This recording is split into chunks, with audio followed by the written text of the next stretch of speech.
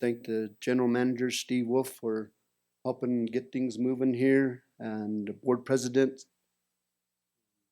Southwest Conservancy District, Jenny Russell, and the Southwest Conservancy District Board.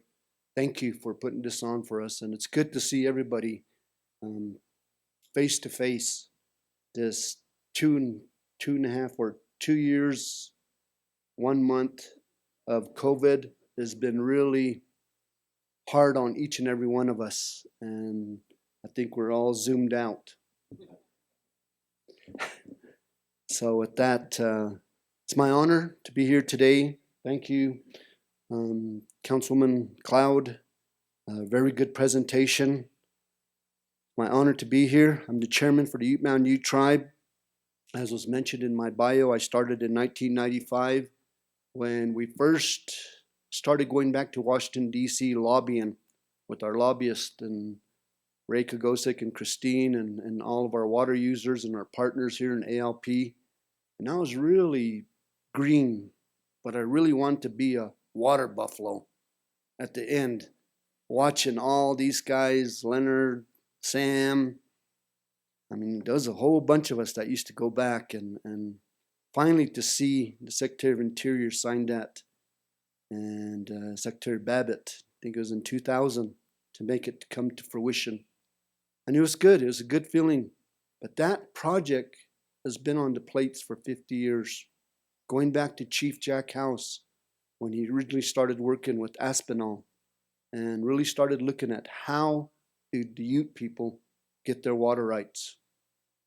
That's what we face today. As Lorelei mentioned, 1922, the Colorado Compact came out. Colorado Compact came out with, there was like 7 gentlemen. I think there was some from Upper and Lower Basin. And they really started working on this. How do we get this to share everybody equally? Compacts for 7 states. Later on, Mexico came in and said, we need our water too. But tribes were left out. 30 tribes, 10 of them that are on the Colorado River. When they started looking at this, there was things going on during that era. 1926 or 1924, one of those dates, the American Indian from this land, the Aboriginal land, the people that came here first or were here first, weren't even recognized to be an American citizen until after the compact. World War II was going on. At the same time, we're in a depression. There was a lot of things going on, and tribes were left out. 100 years later, we're talking about including tribes. As Lorelei mentioned, we met with the Secretary of Interior down in Albuquerque Monday. Actually, 20 tribes signed off on the letter. 20 leaders out of 30 said we're going to meet, find a date. She set a date, and we met with her on Monday. And we sat there. It was very historical. Made me, reminded me of a long time ago when our tribal leaders first started implementing these treaties. Same concept was there. It was that historical for tribes, all in one room. But time is of the essence, and we didn't really get to really fully talk about how to get things moving forward. Last week I was in Salt Lake for the water conference that they had over there. Lorelei was there too. Both us representing our tribes in Northern Ute, our sister tribe, and those other tribes there from the lower basin. We're just now getting to talk about tribes and how they're going to be involved. This compact that's coming out, 100 years old. Then you have the interim guidelines in 2026, which is also on the horizon, how to get that implemented and worked out. What we're here today is the Southwest Colorado Conservancy District water area in the Southwest Colorado. But what impacts us here impacts everything downriver. Everything that's going on, everything that's been left out that we need to start to work together to make things better. Yes, there's going to be differences. Yes, our priorities are going to be different. But water's life, as I mentioned in my prayer. Water's what we all need as human beings. But not only that, the food we put on our table, the animals, the aquatic people, our air that we breathe, everything is all a part of what we're doing today. So as we start to look at that, from the Ute Mountain Ute Tribe, Our tribe is different. We're not allotments. We didn't go through the allotment era. Our tribe is one big piece of land, all trust. Our land is 600,000 acres. It goes down into New Mexico. We have 160,000 acres in New Mexico. No residency, but we have land down there that's energy development. We're looking at renewables down there. The state of New Mexico doesn't even recognize us, but yet we pay state taxes, severance taxes, state of New Mexico. We're still challenging that. We also have land over in White Mesa in southeast Utah. Bears Ears was one of the designations that was over there that the president just signed off on, a proclamation through the Antiquities Act. What Trump took away, we end up working with Biden and putting it back into the 1.3 million acres that's there, protecting it. The geographical area, the cultural sites, also the water is included in that. But over in White Mesa, we do have some land over there that's in allotments. Some individual tribal members own land. So we have allotments, a small portion in Utah. Most of our land is in trust. We have ranches, 7 ranches in Colorado. They're in fee land, and they all go all the way up into Gunnison and Gunnison areas. We have a little bit of water rights up there on the Gunnison Tunnel and tributaries going into the Blue Mesa. So as we start to look at that, as Ute Mountain, we have 2,100 enrolled members. We have 600,000 acres, which expands into 3 states. And we too are on the 1868 priority date on our treaty. But there was peace treaties before that in 1840, when the first treaty started coming about, that we would not have any conflict with the United States people. We agreed through them treaties that we would not do anything, but it was the settlers that kept encroaching on tribal lands, as our Aboriginal lands was 2/3 of Colorado and half of Utah and northern New Mexico. These were our lands. Through legislation, we've lost a lot of these lands, all the way down to the very corner of Colorado. And this is our land right now. A lot of people don't talk about it. It's not even in the education curriculum in the state of Colorado, in the education system. We need to put that out. And that's what we as leaders, when we go back to Washington, D.C., when we meet with state officials, United States officials, elected officials, we have to educate them and their staff about who we are and where we came from, what we've had to endure. That's why today, this 100-year compact, we're doing the same thing again, educating. We have to be included. We have to have that seat at that table of that compact. This compact cannot move forward until the tribe's waters are quantified. Lorelei mentioned 25% of the Colorado River Basin is owned by tribes in the Colorado River Basin. There's 30 of them. Not all of them are quantified. Navajo just recently quantified theirs in New Mexico and Utah. They're working on Arizona. Southern Utes got most of theirs in Colorado. For Ute Mountain, we've quantified ours in Colorado. We're working on New Mexico. When I was up in Salt Lake, I met with the people up there. We're going to start working on our Utah side. So it varies on each tribe on how much water they have. I don't think it's 25%. To me, I estimate it's about 30% of the water in the Colorado River Basin. So it's something that we have to continue to work toward. And the priorities that'll be set, whether it's ag, municipal, industrial, recreation, all of these are important to all of us, especially here in the Southwest. We grow a lot of agriculturals. We're an agricultural component here.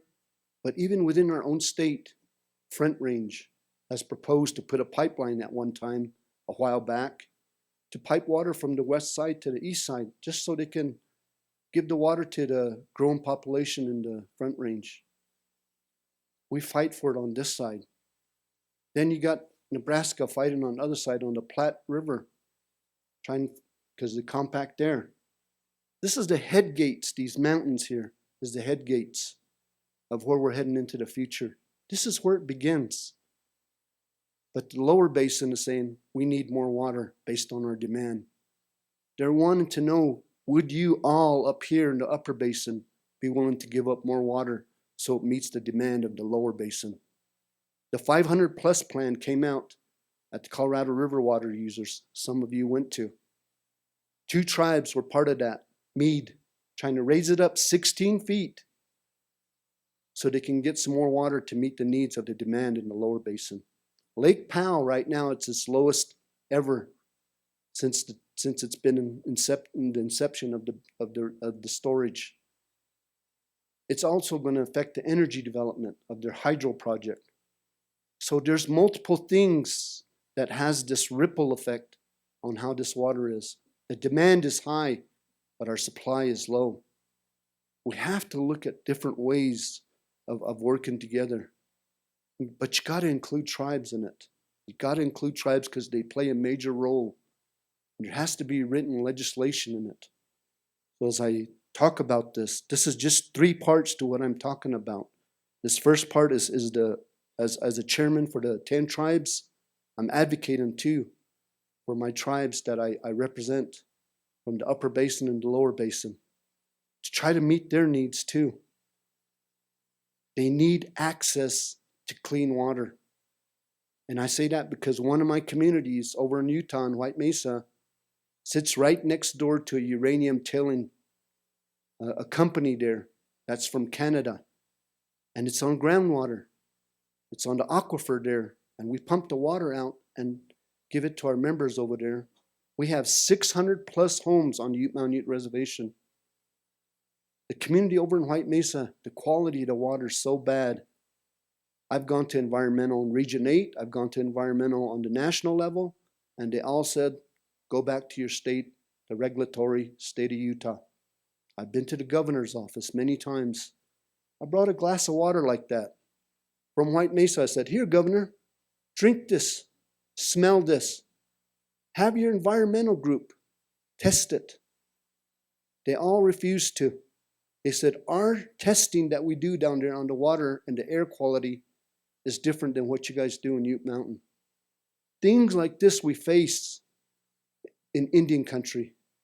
I have 3 reservations, one from Oklahoma, one from Washington, and possibly Navajo Nation, which will be bringing uranium tailings to that very site. It's the only one in the United States that has environmental impacts. And my tribal members are 2 miles from that. So the water quality is key to us on how we move forward into the future. Yes, there's things that address here in Durango, in the Southwestern Conservation District area, in the state of Colorado, but there's other areas too that also need attention, need support from you. We need the support, we, the tribes, so we can look forward to better water. But we have to ration it. We have to work together. Maybe certain things we have to cut back on. I don't know.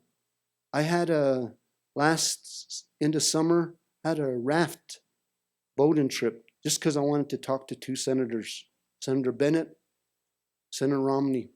Got on one of the boat trips with them. Water is real low. Could just walk next to the boat. North of Moab. It's so low. And I know we have a lot of recreational people in the state of Colorado and Utah.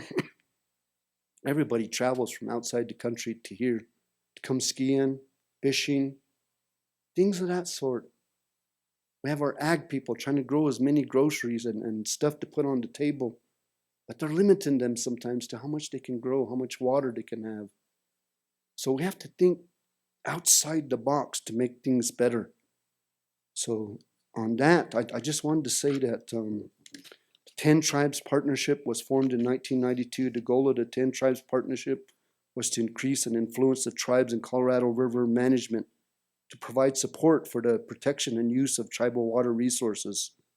Historically, tribes with both basins have been excluded from the decision and policy making at tables and key studies of reports that fail to account for tribal water rights. Further, each tribe is still developing and putting their water rights to use, so it's imperative that all future water management decisions and policies fully account for the undeveloped tribal water rights. That's one of the areas that I've really been trying to push for. Even though the Interior Department oversees and has that fiduciary responsibility to tribes on land, water, whatever the case may be, housing, health. On water specifically, I'm going to put an example to ALP water, municipal and industrial. They're limiting us just to that. We had to partner with other partners to develop this Lake Nighthorse. Both Ute tribes have had no access to these waters. We have 16,000 acre feet that we both own, but yet we can't even use it. How real is that? In today's society, we lack infrastructure, we lack funding to get these treaties obligated to what they promised us. I can't even do a release out of ALP and run it down. As soon as it crosses the state line, then it becomes New Mexico. I wanted to run it down and get it back into Ute Mountain down at the Four Corners because we have water rights on the San Juan River. I can't even do that. I lose it. It takes more money to take it out of San Juan to pump it up to my farm and ranch. There's so many things that tribes face. They're the most regulated of any ethnic group in this country for anything. And it's hard for us to move it sometimes because we're limited in what we have.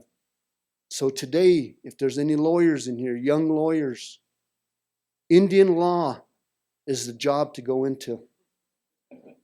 Whatever area it is getting so complex for tribes to get things moving. Legislative-wise, state-wise, national-wise. But we have 3 storages. One is the Flaming Gorge, Blue Mesa, Navajo.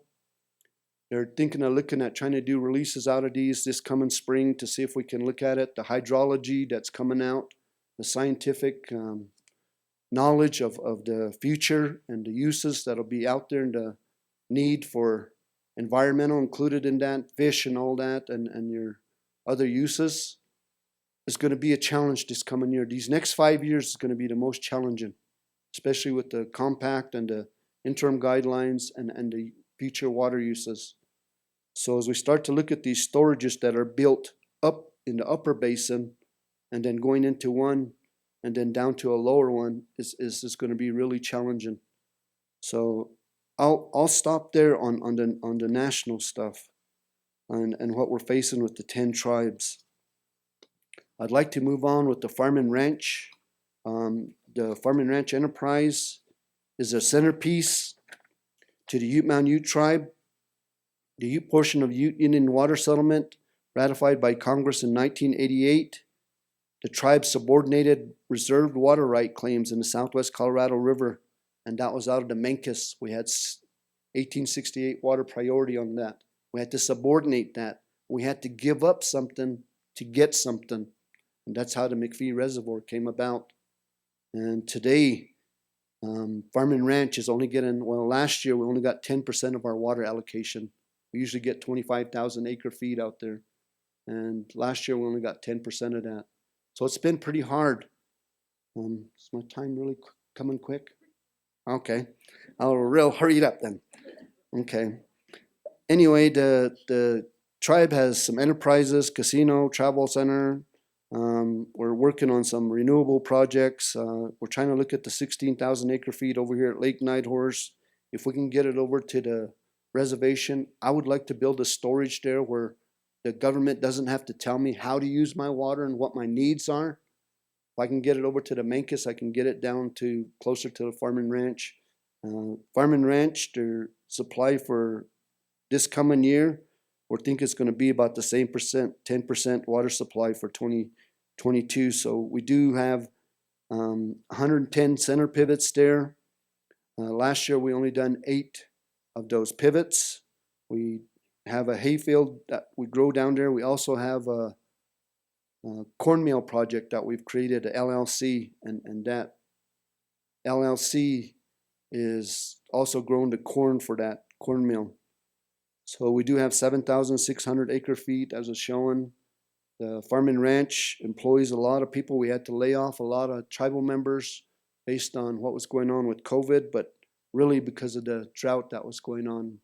So we've been very limited to that. So some of these lands right now are not able to use these lands because of lack of water. Our crop revenues have not been what they're supposed to have been based on legislation. So our O&M costs have really impacted us. We pay about pretty close to $500,000 on O&M costs. And if you don't have that revenue coming in based on your grant on your crops, then I'm not able to pay that. So we're trying to negotiate things. Looking at the picture here, we do a lot of alfalfa. We sell a lot of it to New Mexico, Arizona, Texas, and we're trying to see if we can get that back up to production. But once this has been to the point where we can't grow as much hay, it's going to take us about 2 more years to get it back up to where it was full production. So right now we're really hurting on water coming from McPhee. So we do a lot of hay, as you see here on the picture here. We look forward to planting about 3,700 acres of crop if the water was there, and manage the remaining 4,000 fallowed acres.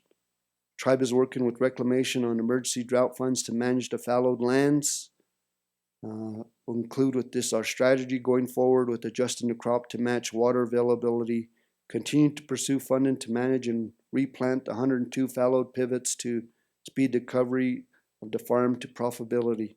Continue to pursue pivots and looking at the new systems and new drip systems we've been looking at.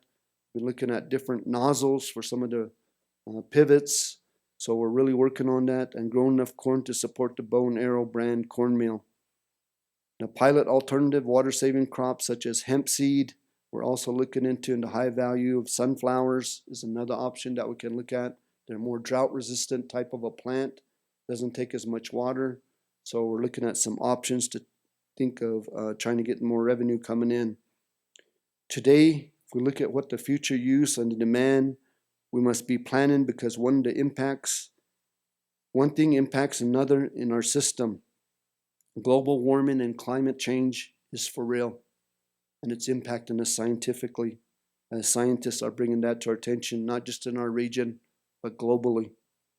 We're at a point now where we are at the head gates for the Colorado River Basin, and we all need to look at the system from an operator standpoint, because sometimes operators are not included in the process. They need to be included and have their say-so. We need to look at it scientifically, and we need to look at this respectfully, and we need to have our lawyers look at this legally too, to include tribes.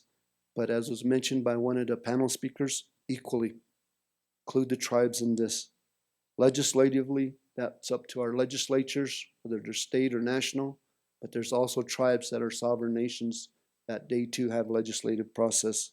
And we all need to know change is coming. A lot of people don't like change, but change is coming, and we need to be able to adapt to it. So if you drop a pebble in a stream or lake, you all know it has that ripple effect. That's what's happening now. It's been happening. That pebble was dropped 20 years ago. And if you look at that ripple effect, it's happening now. It's hitting us. Hitting everyone that has this water use. So to let us look at the short and long-term goals, I say this as a tribal chairman, because we have to take these steps, baby steps, to really look at how we're going to move forward, but also plan for long-term goals and objectives. And we need to do this and reach this together. So on behalf of the Ute Mountain Ute Tribe and our sister tribe, we thank you for letting us come up here to speak. But this is a really big concern for all of us in this Colorado River Basin. So with that, thank you.